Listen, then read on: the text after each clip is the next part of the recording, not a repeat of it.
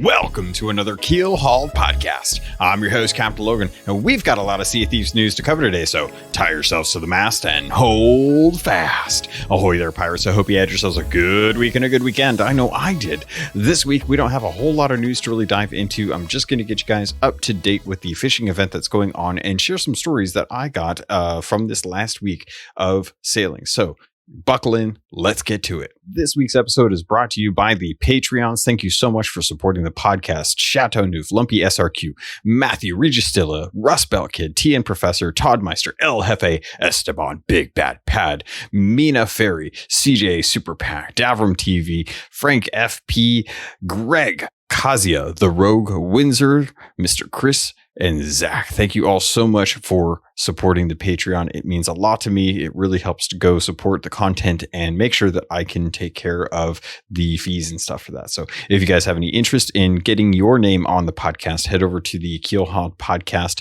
Patreon. The link is in the show notes. It's just patreon.com/Keelhauled Podcast. Feel free to support at whatever you can.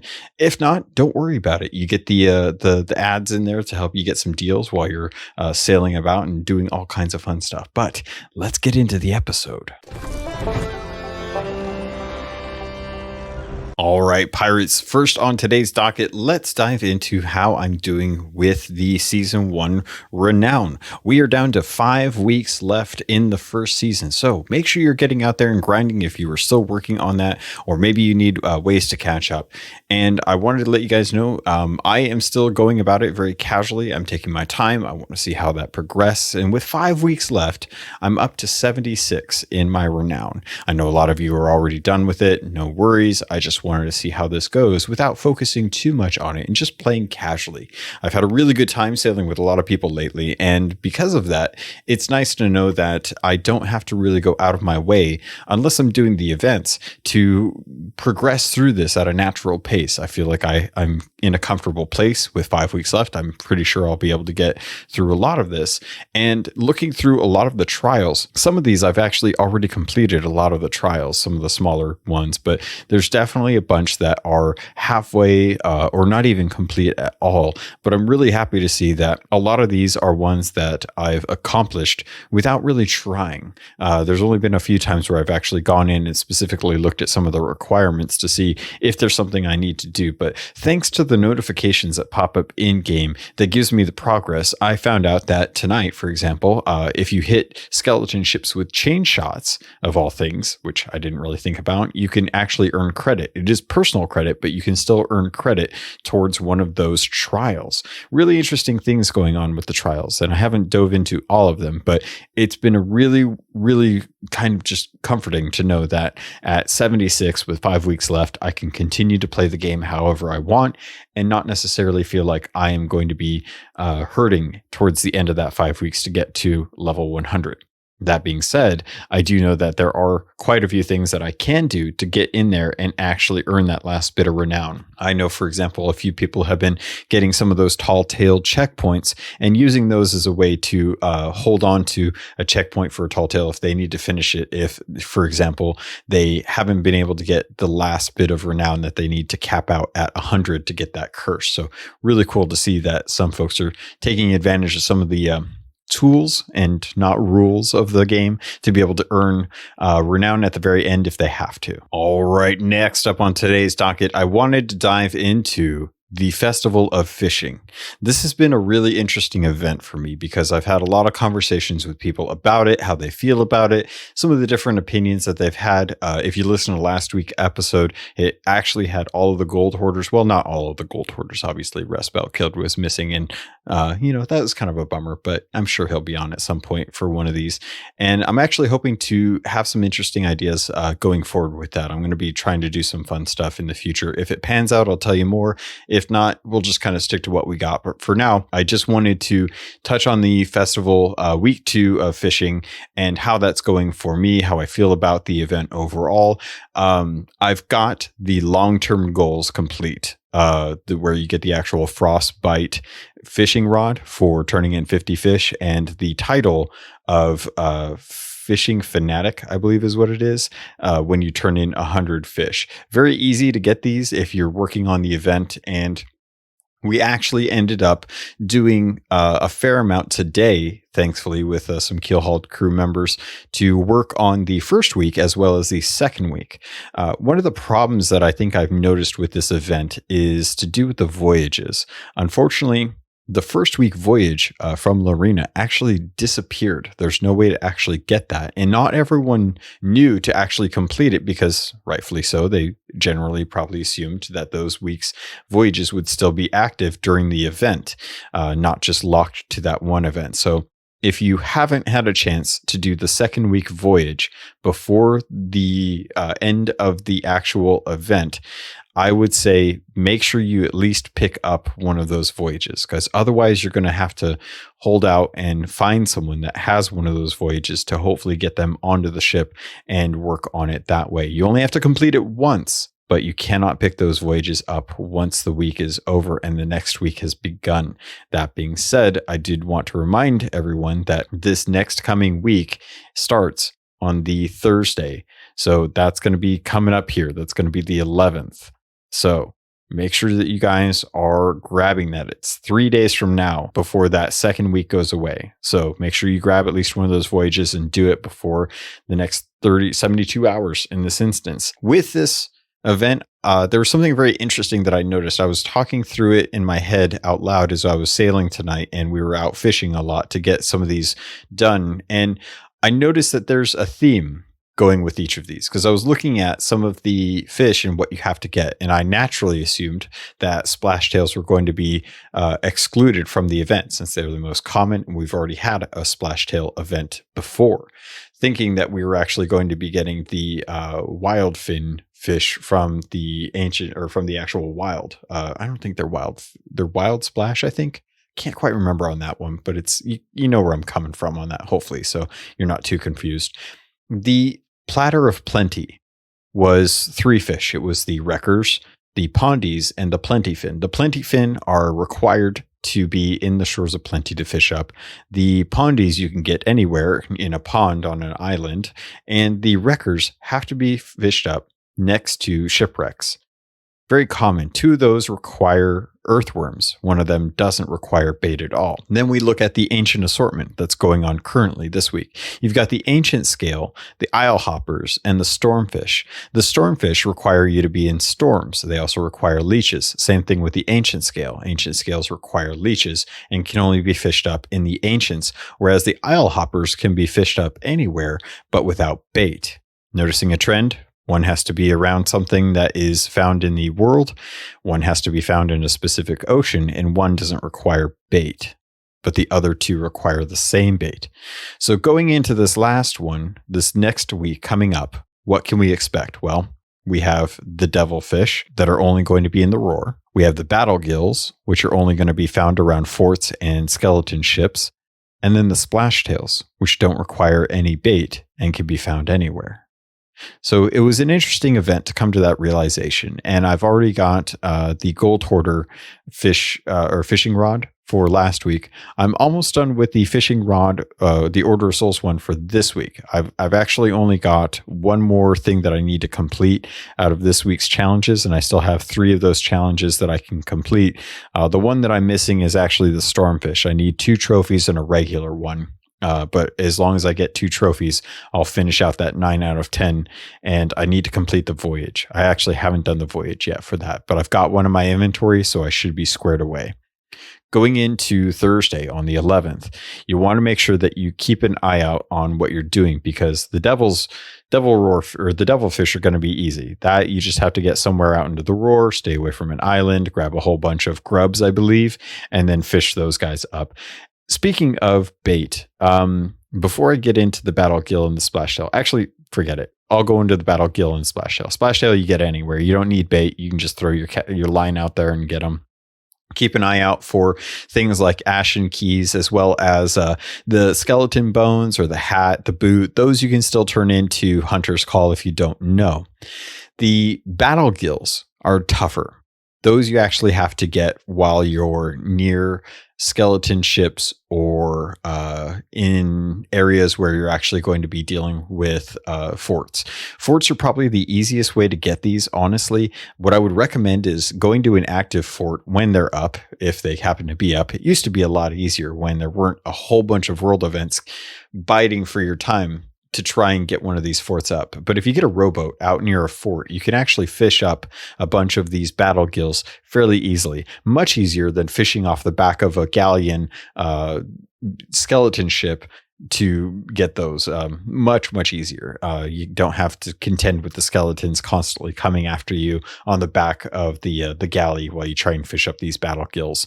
And if I had to make a recommendation, I would definitely say this would be a good time to work on some of the world events. Try and knock out some of them. Try and force out that Fort of the Damned, or not a Fort of the Damned, but just a regular fort.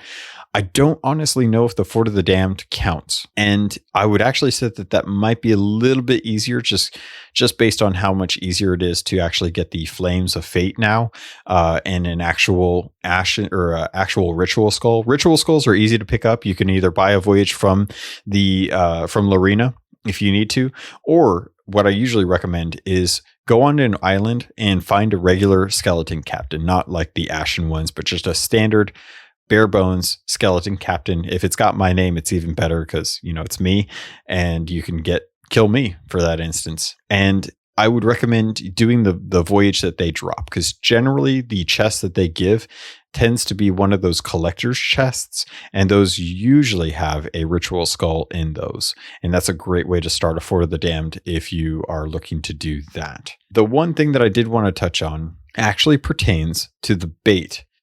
Sailing around tonight, I noticed that it was a little tougher for some folks to get the bait. They weren't quite sure of where you had to go to actually fish up bait, or not fish up bait, but dig up bait. If you don't know, with the Hunter's Call, you can actually dig up bait. You might have actually found this out by accident and not sure how it happened or why it happened. But if you're looking to get specific types of bait, the best thing that I found, and mileage may vary, so I'm not the expert on this, but I am just a well-rounded pirate. Leeches can always be found along the water and sand line. If you go down to a beach right where the water is, there's always an area where you can't dig, and then right next to it, just inland a little bit, is where you can dig. I usually get leeches, no problem. If you're looking for grubs, take a couple steps to the left while you're still on the beach and shoot for that area between the grass line and the water line where all the sand is. I usually get a lot of my grubs that way.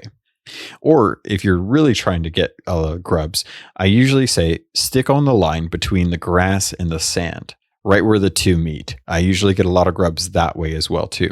Earthworms, I usually head inland and actually start digging in just grass. Nothing around it, but just pure grass. And I usually find earthworms there. So hopefully this helps if you're out there looking for specific types of bait.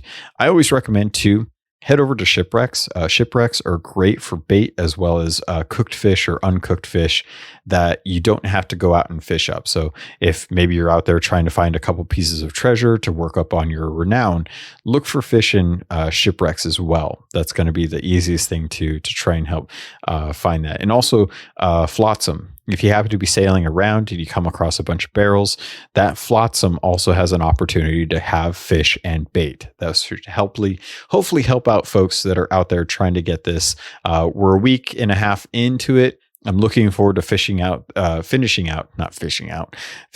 last bit of this event and seeing if maybe in the last 3 weeks of this season 1, we might get another event, because it feels like we had the first event, couple weeks, 3 weeks, around that to do that. We had this one, which is actually 3 weeks worth of content, and we still have 5 weeks left.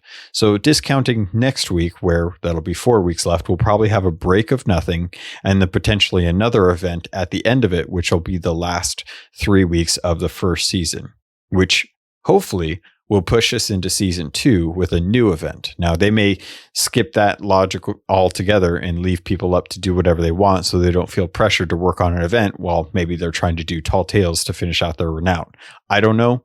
We'll have to wait and see on that one. But I'm hoping that with the end of the season, we'll get one more event Who knows what it'll be at this point. Hopefully it will push out some more of the teasing that they're doing with the stuff that's going on the outposts.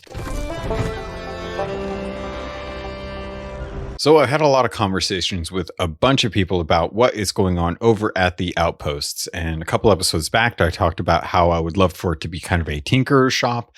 The more and more I think about it, the more I keep thinking that it might have something to do with the Hunter's Call. Obviously, in the last year, we've had a re-emphasis on the trade companies. The Gold Hoarders got a new Vault of the Ancients voyage. The Order of Souls got the new ghost ship voyages. The Merchant Alliance now has the missing shipments voyages. And the Hunter's Call have a fishing voyage introduced in this update. Now, we don't have any kind of emissary, and we haven't seen a rep increase for the Hunter's Call when they came out with last year's anniversary update. So the more and more I think about it, the more I keep wondering if what's going on with the outposts will help pertain to the actual Hunter's Call reputation, giving us a proper emissary flag, giving us a way to hunt down different animals. Maybe we're going to be getting some new types of animals with the seas in the anniversary update, because that is this month. If you guys can't remember, that is March. March 20th is it. We are going to be getting into that 3rd year anniversary, moving into the 4th year of the game. And I would not be surprised if it helps kind of flesh out that Hunter's Call and give us more chances to focus on that reputation. Now, what that means for the actual Merrick's family group, I don't think that changes. I don't think that really alters what's going on with them. I think what this will do will actually act as another means of turning in fish. Now, you can generally turn in stuff at any outpost. There's a couple outposts at every sea, except for the Devil's Roar. That's the only exception to that. But I'm thinking what's going to happen is there will be a place to set up your Hunter's Call emissary. You can purchase voyages and supply crates. Now, the supply crates will probably be empty, but it won't be required if people leave their supply crates on the beach. It may actually be a way for you to sell supply crates as well. As I talked about in the previous episode, there are a few things in the game that you still cannot sell. I'm thinking storage crates might be one of those ways to help move out some of those items in the server that's kind of in the cache, to help kind of free up some of that space, make it a little more stable. This is all speculation at this point. It's not too long before the end of the season as we get closer and closer to that March 20th timeframe, when we'll find out if there is going to be another update that will help kind of add some anniversary content to the game. It's still going to be within that 5 weeks of season 1, so it should be interesting to know if they touch on anything to do with the emissary or with the Hunter's Call at all, and if they plan on doing any kind of celebration for the anniversary. At this moment, we haven't heard high nor hair about whether they're going to be doing something for that. It's kind of expected, but with everything going on, with season 1 starting, all that stuff, it's hard to know for sure how things are going to play out this year. It's been a rough last year, and a lot of the work that they had for last year's anniversary update was all stuff that had been in the works for a long time. It'll be very nice to see if they do come out with something, and whatever they have, I'm sure I'll love regardless, because I am their shill. Not really, but kinda. The one thing that I did want to touch on before I switch over into an ad break is the Gosh charity. That is still going. That is still active. If you guys aren't aware, you can still go over to the Pirate Emporium. They've got a charity tab, and you can still purchase the Gosh charity sales. These are still one of the coolest looking charity sales that I've seen come in. I absolutely love the purple, blue, and the heart. I think it's a great way to help support people in charities that are looking to do good, especially for ill children that are out there, to try and get them more life-saving treatments, to make sure that we can help bring in a new generation of pirates, gamers, friends, family, loved ones, you name it. So please do yourself a favor, feel good about yourself, head over to the Pirate Emporium, check out the charity sales, and donate what you can to pick up these sales. And hopefully we can help save some lives by taking some treasure. Ahoy there, pirates. I hope you're having a good time with the community episode this week. If you want to learn more about Sea of Thieves or just in pirates in general, always a great way to educate yourself through audiobooks. I listen to audiobooks on the regular. You're listening to this, so I already know you like listening to audio stuff. So head over to audiobooks.com, sign up for their free trial, use the link in the show notes, and you'll get 3 free audiobooks for free. I already said free, but 2 of them can be VIPs, which is different from free because they're better because they're VIP.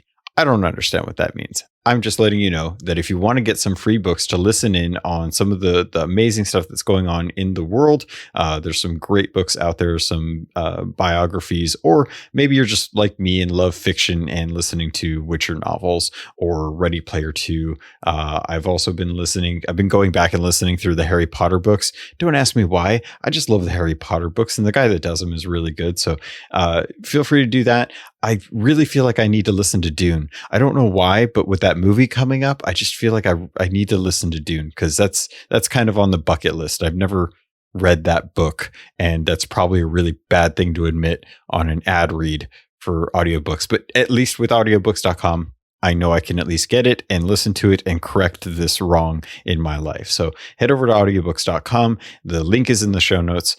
Get your 3 free books now.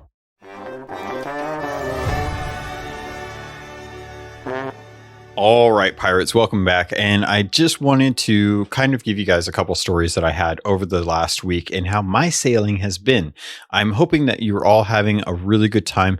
The one thing that I do want to touch on that I can't really talk about because I don't know that I have permission to really talk about it, but I did get one email this last Monday that really touched my heart. And the person that sent the email should know, hopefully I sent them an email back telling them how I felt and everything that I was experiencing when I actually read through their email. But I just want to say that there is a lot of negativity in this world and a lot of things that tend to bring you down.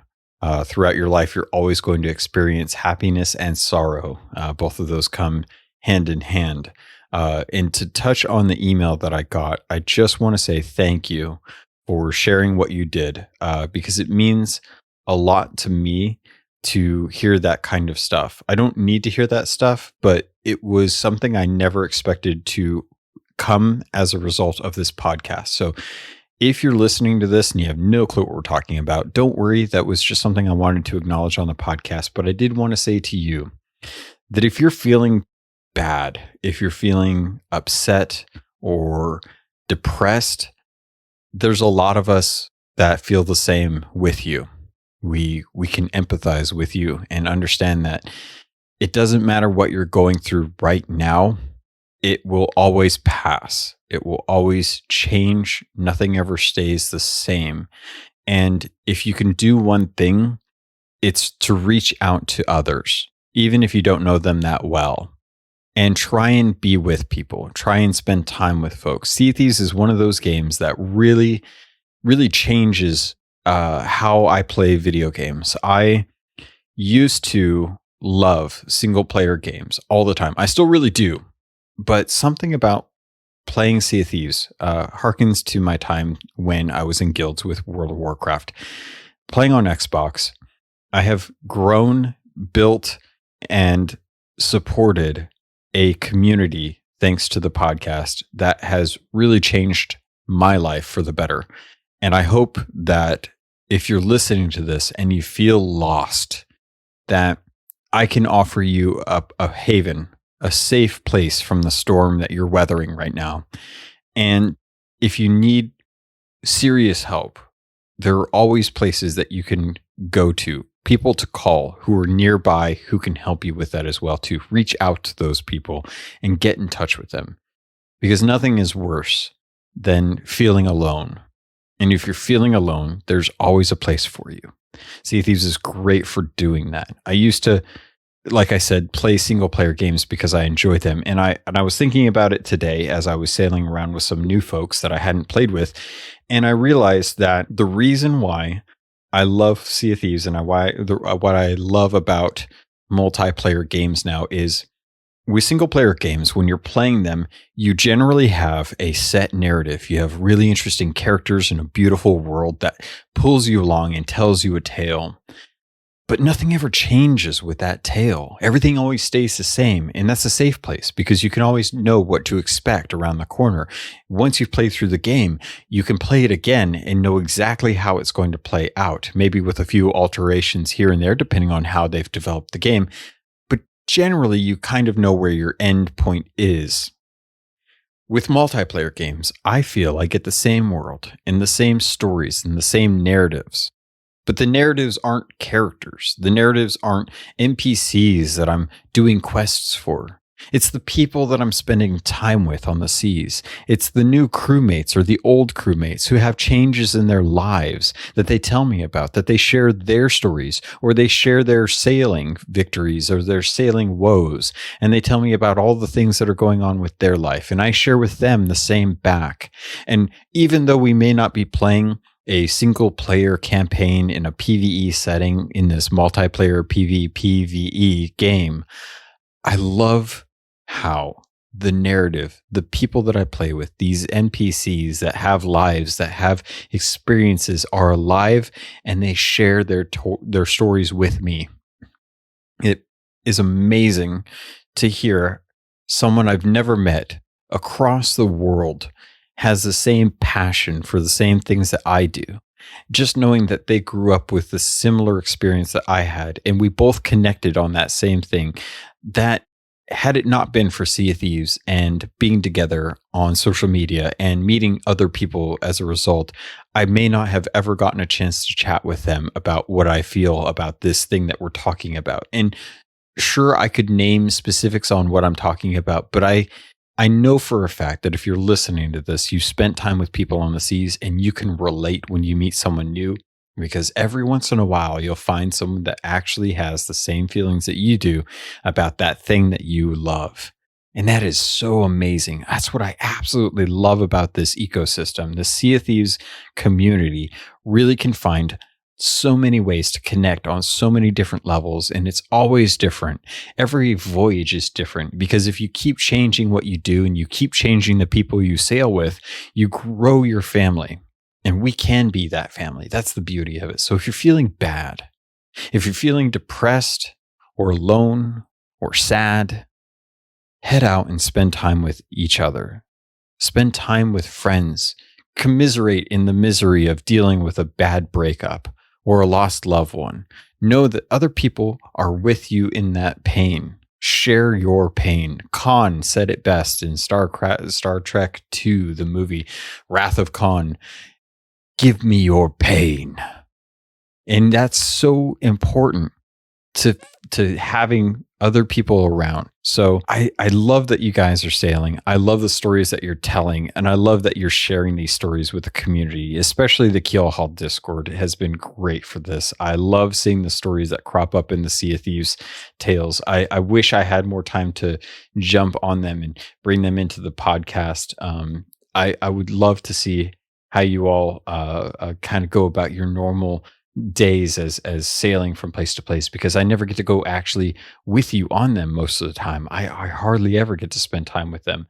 And I absolutely love that. And in fact, Personal Coffee wrote into the Discord and he says, so my crewmate and I were fishing at a shipwreck at our third, after our third left, meaning that they were on a brigantine and they had one person down. And we were in the midst of it when pirates stepped into my viewpoint, looks at me fishing, and then slides back out of view. So he asked his crewmate, hey, did you put on a beard? What are you currently doing right now? And she replies, no, I'm fishing on the back. It was at this moment that he realized that they had been boarded by a sneaky pirate, and he announces it. She confirms it and is killed. I hear him come up behind me and get out the blunderbuss. I've got a wrecker on the line. I'm wondering at this point, is he going to allow me to catch it or kill me? Spoilers, he was rude. Upon respawn, he was dealt with a minor nuisance at best. And he lit the boat on fire and was trying to steal supplies and the meager loot that they had. But boy, it was funny, and we had a good laugh about it for a few minutes. I love that. I love that you can stash yourself aboard a ship and kind of pop into view. And tonight, for example, I was sailing with Kylia, Ern, Crow, members of the Keelhauled Discord and others that I've gotten a chance to spend my time with, and we had a really good time sailing around for a few hours, specifically fishing up different types of fish. And I had so much fun messing with Kylia. It's one of my favorite pastimes. If you haven't done it, you got to try it because it's amazing. She was on the back of our rowboat on our galleon, fishing up ancient scales and isle hoppers. And I was on Discovery Ridge, just kind of combing the beaches, finding little things here and there and bringing them over to the ship, when I found a few things that were fun. One of them happened to be a snake crate with a gold snake. I'm not going to cheapen out and just get some, little red snake or, maybe like a blue dapple or something silly like, no, I'm going all out. I'm getting her a gold snake. It's a good gift. So I get this gold snake and periodically play some music to calm it down and work my way back to the ship. And as she's sitting on the back of the rowboat, hitched up to our galleon, I put it on the banister close by, not to disturb her, but just enough to let her know that I brought her a gift, just like any cat would bring a dead bird from outside to their owners as a token of appreciation. And I found out that there were actually a few other tokens of appreciation that I could bring. So I found a couple powder kegs, and I thought, Kylie is an explosive personality. I love chatting with her, and I can't wait to get the next episode of Destination Indie out for you folks in the middle of the week to be able to showcase our conversations about indie games.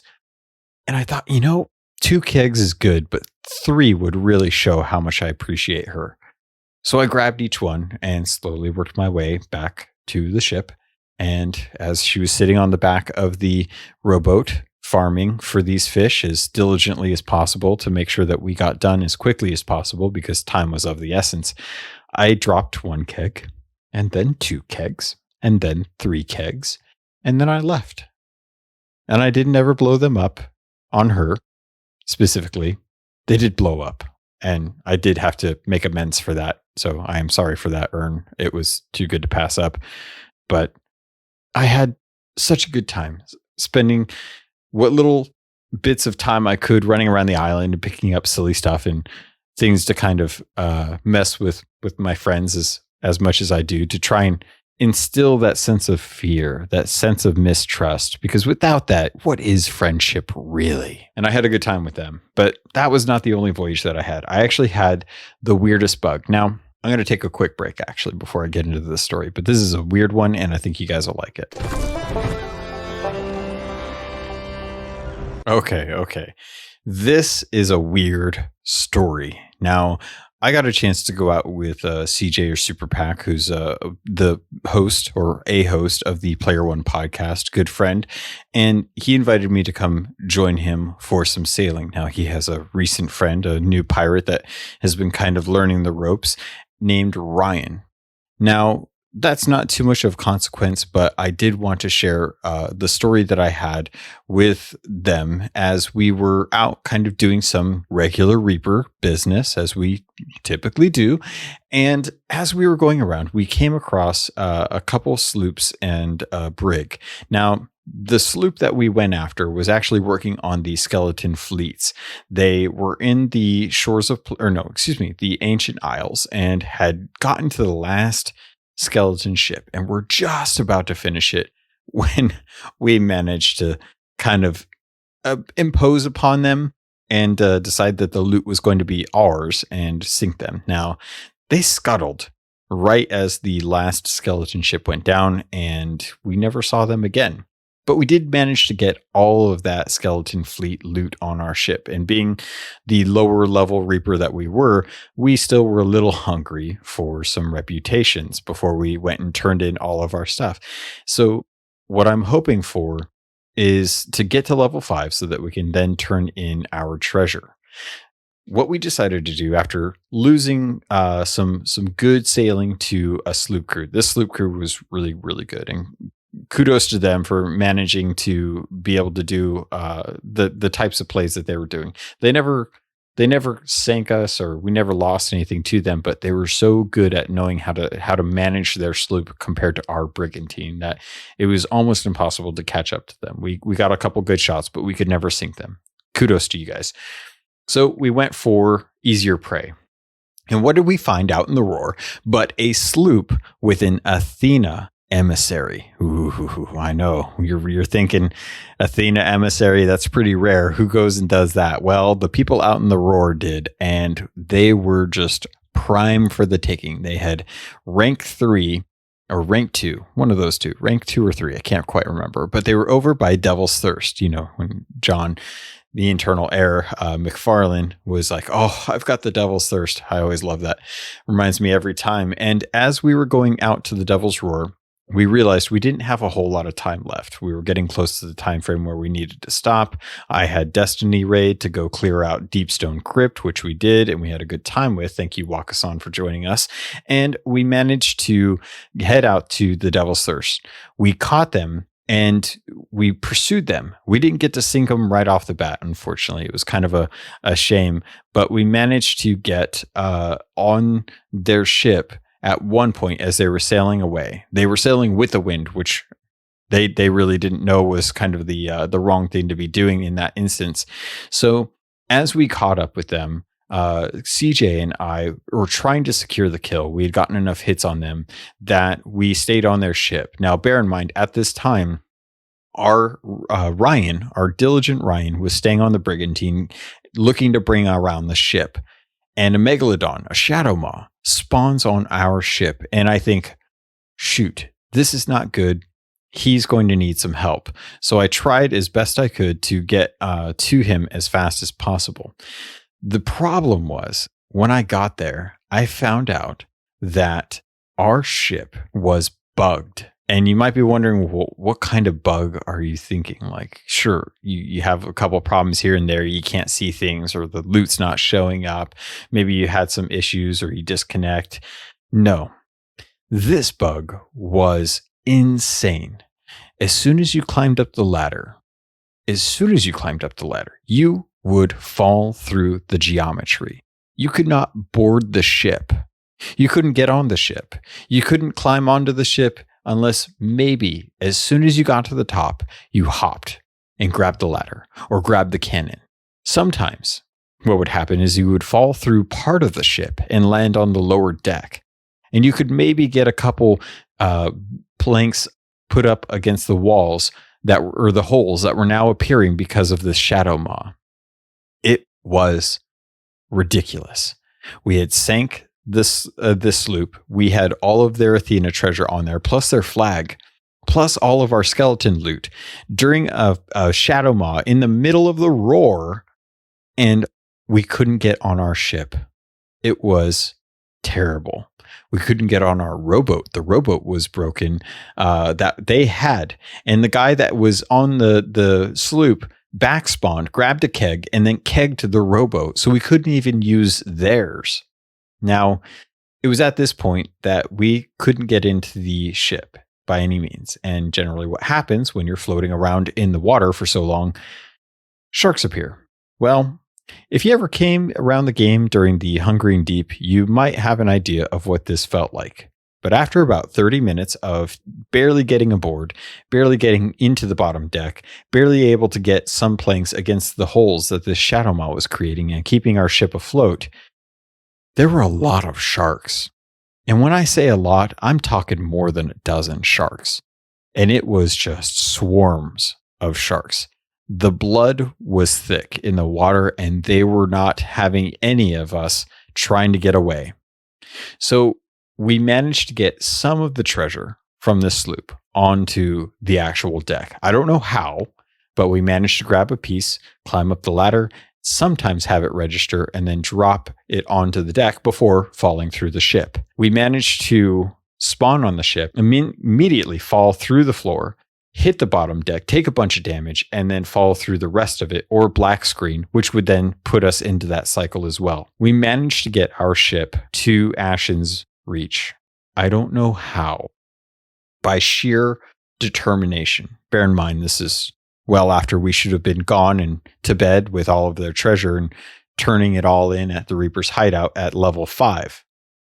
At that point, we decide it's either two things. Either the ship is bugged or the Shadow Maw has bugged it. So we have to get away from the Shadow Maw and scuttle our ship.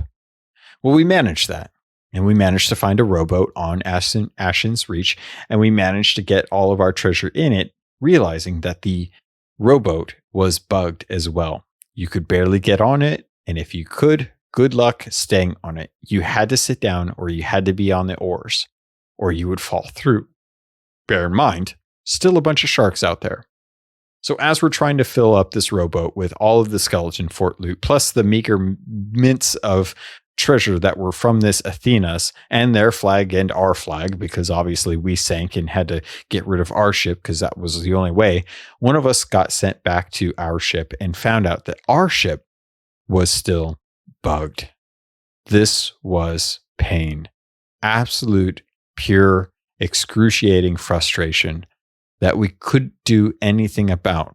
We tried logging out. We tried closing the game. We tried logging back in. We tried joining on each other. We tried having two people in the roar despawn the ship, leave the game, and then have the ship respawn, hopefully closer into one of the regular oceans in the seas to try and see if maybe it was the roar. To no avail. The ship respawned in the Devil's Roar. And after 3 or 4 scuttles, we decided that there was no amount of pushing the ship any closer to Reaper's hideout to help out. We managed to turn everything that we could in over at Morrow's outpost and survive with what we could, but we still had the flags and we still wanted to get the Order of Soul or the Athena flag turned in, at least for the commendation. We are now at around an hour and a half of this frustration, certain that this has to be a boinked server, that there's no way that anyone else on this server is not running into the same issues. Bear in mind, we haven't seen any different types of events up. No world events have spawned. There's no flags. There's Flameheart. There's no skeleton fleets or any kind of tornado in the sky to be said. It was pain. Pure, simple pain. I've never run into a bug like this. Once in a while, you'll lose a chest in a ship if you drop it off the side, or sometimes you'll fall through like a deck or land on something, or something won't register every once in a while. But for an hour and a half to try and get as much of this treasure as we possibly could, it was painful. So thank you, CJ. Thank you, Ryan, for diligently helping us try to get this treasure in, not losing any of our treasure, mind you. Anything that we had, we managed to get and turn in. And I was very happy about that. We didn't get the emissary loot or the credit towards the reputation, but you know, sometimes you take what you can, and we had a good story at the end of it. I don't know what is necessarily happening with this part of the season, because from my perspective, we've only had a couple small changes to the actual game since the fishing event actually started, but it has been very rough. And after discussing this with some of the Discord, it became extremely clear that this has definitely been kind of a tough server for folks to deal with, kind of a rough patch to live with and to level through. So I'm really hoping that in the next coming month or so, after we reach season 2, that the game will have fixed some of these issues and we won't be running into similar situations like we did this weekend. And equally entertaining as it was frustrating, I had a really good time with Xbox Mike and his crew. Shout out to Chris and Freddie for inviting me onto their ship and having a good voyage out to the Devil's Roar to work on the Heart of Fire, which was a really great voyage, or really great tall tale. We had a good time. It was Freddie's first time working on it, and we all went together and enjoyed it. I had a really good time kind of playing around with Freddie and kind of giving him some of the, you know, the good advice that any good sailor would give any other sailor when they're new to the seas and you're an old salt. And I told him that one of the best things you can do is to avoid licking the Heart of Fire stone key as well as mermaid gems because, well, you just never know what's going to happen. It could delete your account. It could maybe just, kill you on the spot. It's hard to know what sends you to the ferry nowadays with so much in the world that's trying to kill you. It could very easily be one of those situations where licking a mermaid stone is enough to kill your character right on the spot. So I had a good time with that. And thanks to Rare, actually, in this instance, because they are actually the ones that ended up giving the tweet that went out.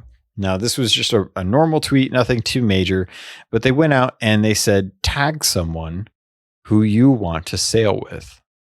And it was really surprising to see that because I don't think that I had really expected much out of that. But I did happen to get tagged by Xbox Mike. He posted in the tweet, he's like, I would like to sail with Captain Logan. And I was really excited, for one, to be thought of, and for two, to get a chance to sail with Xbox Mike, who, if you guys haven't seen on Twitter, he's a really great guy and just a boatload of fun to spend time with. And I got to go out. We talked about it and I said, hey, I'm going to be available midday today if that works for you guys. We got together and we sailed for a few hours. So it was really fun. We had a good time working on the Tall Tale.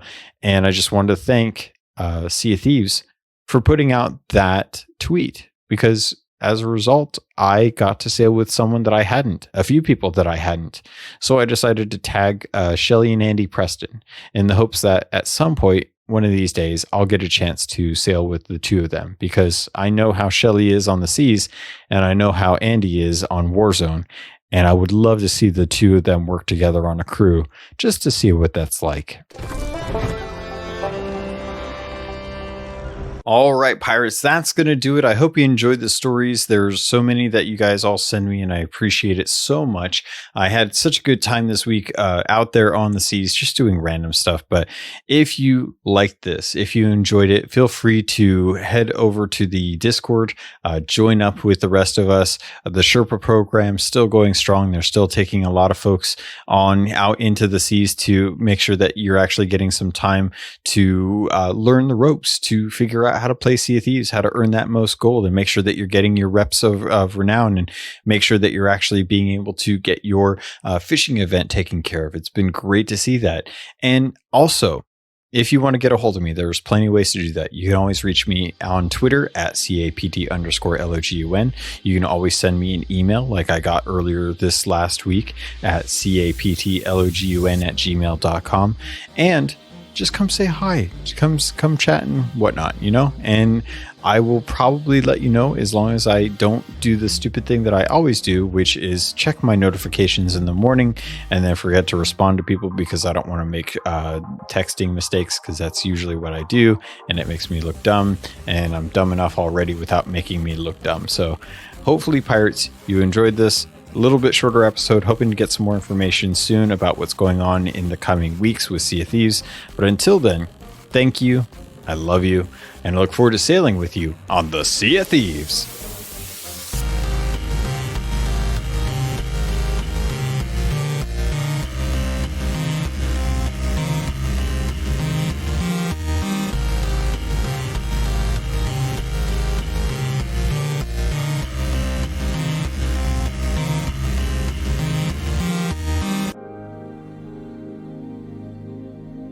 You've been listening to a Robots Radio podcast. Smart shows for interesting people.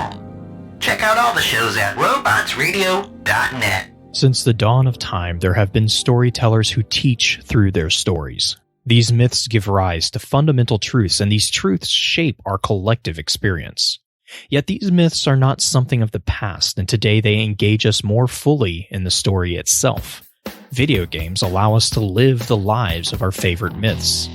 My name is Blue Crew 86, host of Focus Fire Chat, and I want to invite you to explore our modern-day myths with us.